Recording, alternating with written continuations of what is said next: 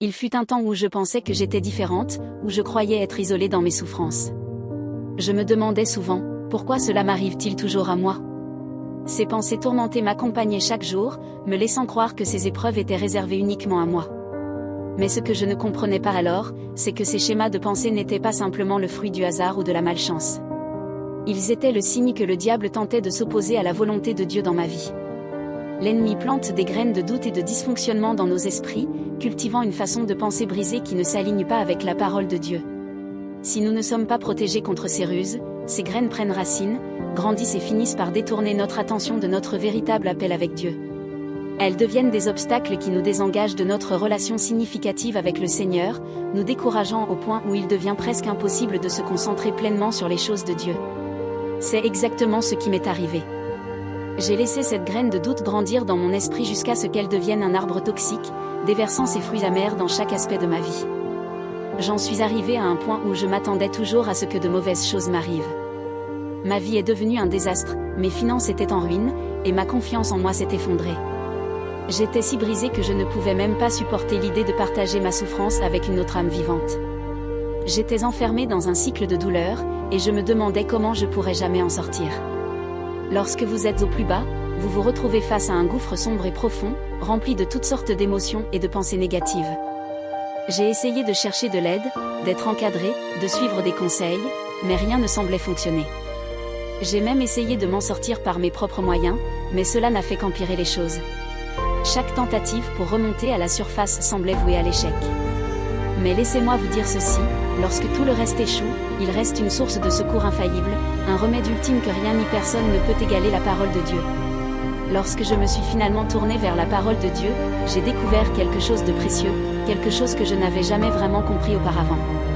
La parole de Dieu m'a révélé qui j'étais vraiment, m'a montré que j'étais bien plus que ce que je croyais être. Là où je ne me sentais pas appartenir, la parole de Dieu m'a rappelé que je suis aimée d'un amour incommensurable, un amour si grand que même les cheveux sur ma tête sont comptés. En lisant sa parole, j'ai trouvé la force de me relever, d'affronter la tempête qui faisait rage dans ma vie. La parole de Dieu m'a parlé d'une vie au-delà des ténèbres auxquelles je faisais face. Elle m'a dit de ne pas avoir peur, car même si 1000 tombent à mes côtés et 10 000 à ma droite, rien ne me toucherait. Lorsque j'ai laissé la parole de Dieu pénétrer dans mon cœur, elle a produit en moi une force et une puissance nouvelles, une capacité à surmonter mes batailles privées. Elle a nettoyé mes pensées de toutes ces idées de défaite, de toutes ces insécurités qui m'avaient tourmentée si longtemps. La parole de Dieu est absolue, elle est juste, et elle est assez tranchante pour percer l'armure de péché que j'avais portée pendant si longtemps. Elle a dissipé la mine de négativité qui avait pris racine dans mon esprit.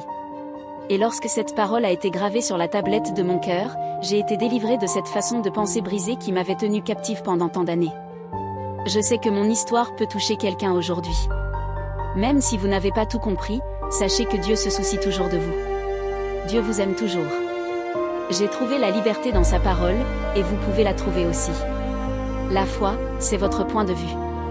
L'une des expressions les plus courantes que nous entendons aujourd'hui est « marcher par la foi et non par la vue ».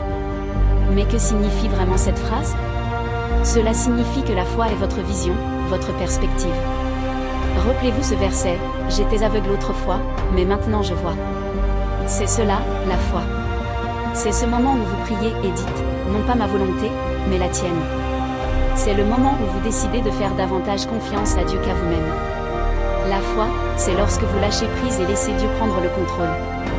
Lorsque vous jetez vos fardeaux sur Jésus, que vous libérez vos problèmes, que vous abandonnez vos circonstances, vos soucis, vos problèmes et vos situations à Dieu, c'est la foi en action. Je parle ici de conviction spirituelle plutôt que de preuves tangibles.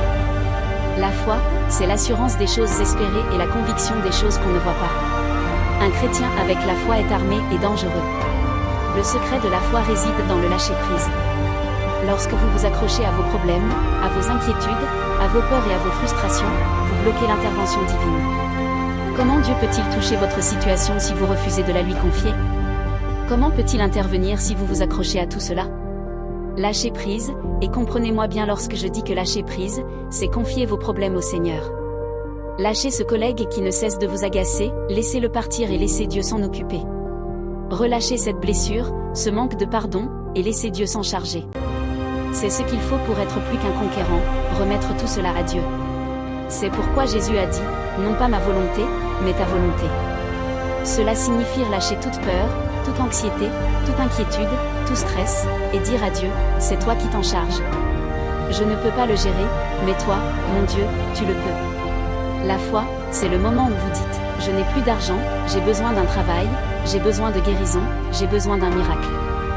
Lorsque vous arrivez à ce point où vous réalisez que vous ne pouvez pas résoudre ce problème, que vous ne pouvez pas déplacer cette montagne, mais que vous savez que votre Dieu le peut, c'est cela la foi.